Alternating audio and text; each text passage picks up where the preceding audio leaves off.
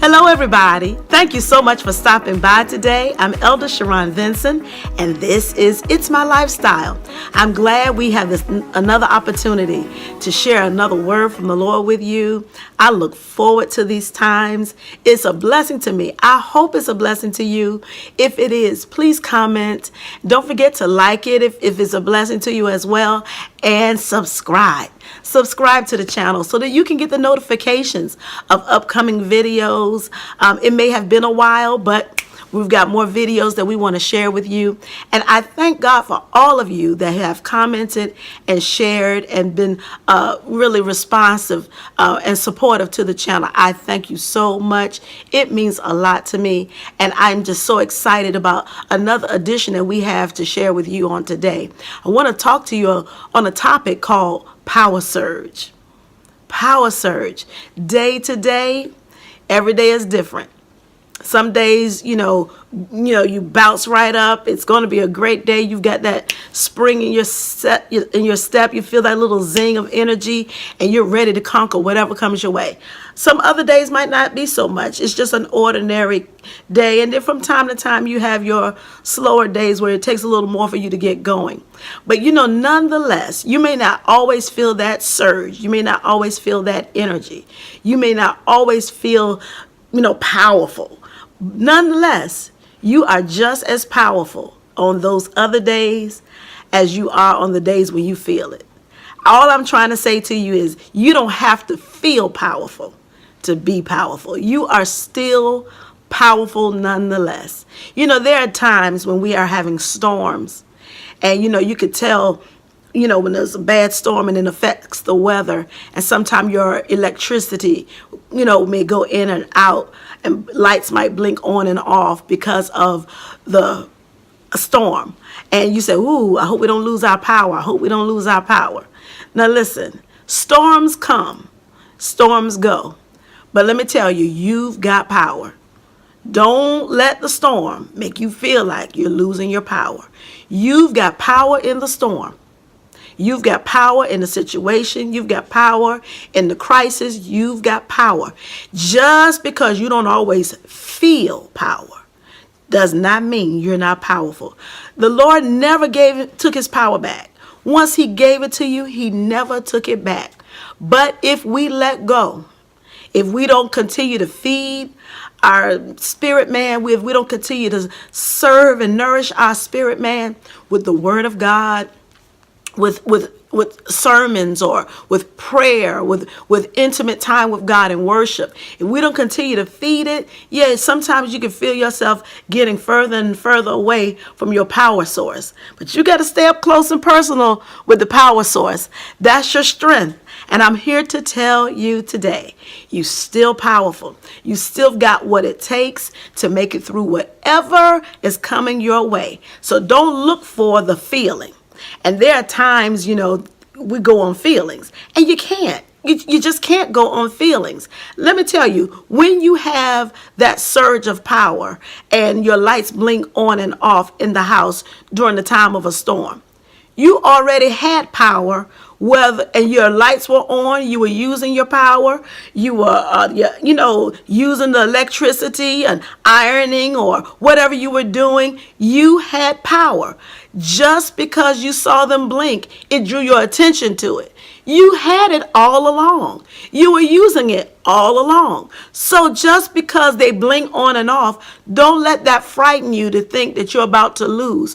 No, you have power, and you've been using your power all along. It just comes a time when you are in a storm and when you are in a crisis, you have to get closer to your power source to make sure that you stay connected.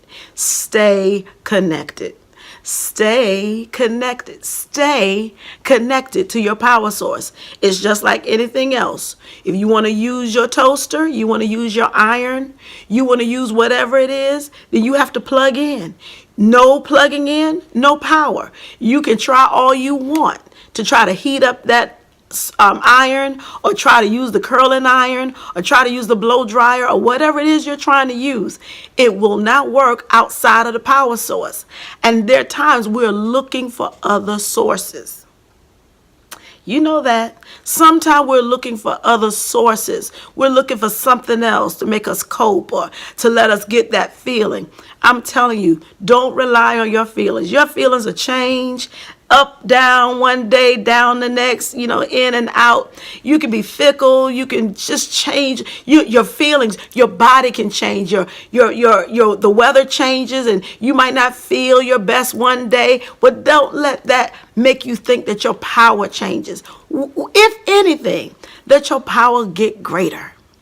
But don't lose the power source. It's by staying away and being unplugged. You've got to plug in. Continue to stay plugged in, and you will have the power you need to get through anything that's coming your way.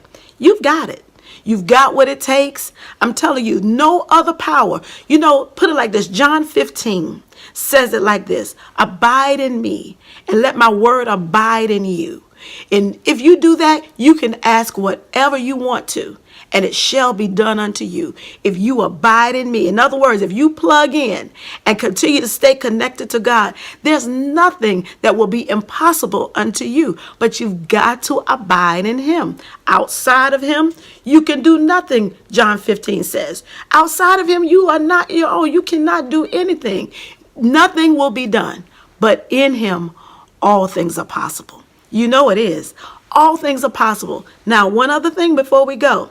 Just because you might have to endure a few things, or just because you have to wait a little bit of time, don't let that make your faith waver.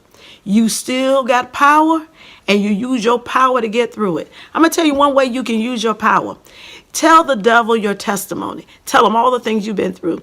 Tell devil, I know you're trying to make me discouraged, but let me tell you what God brought me through. In 2004, he brought me through this, and I was this and that and the other thing. And then in 2010, such and so happened, and then everything. Okay, and then let me bring you up to date. In 2019, just a couple weeks ago, blah, blah, blah, blah, blah. You have to get the devil off of your back. And by the time you finish giving him detail for detail what God has done for you, there will be quiet on the set. Because you will realize the devil has no business. He cannot tamper with your testimony. He cannot do anything with your testimony. That's how you overcome, by the blood of the Lamb and the word of your testimony. And you want him off your back? Tell him what God has done for you. Tell him where you've come from. Tell him how you've been blessed and how God has given you the power and the strength. And if he did it then, that he'll do it now. Tell him that. And that will silence the enemy. You've got to silence the enemy. Get him out of your ear so that you can have the victory and get through the time, the difficulty, or whatever it is. You've got the power. You've had it all along. Stay connected. You'll never have to worry about your power source as long as you stay connected. I hope I've been a blessing to you today.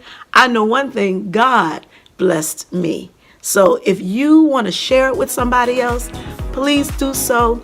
Don't forget to subscribe, like, and comment. I thank you so much for joining me today, and I'm going to look for you again on the next time.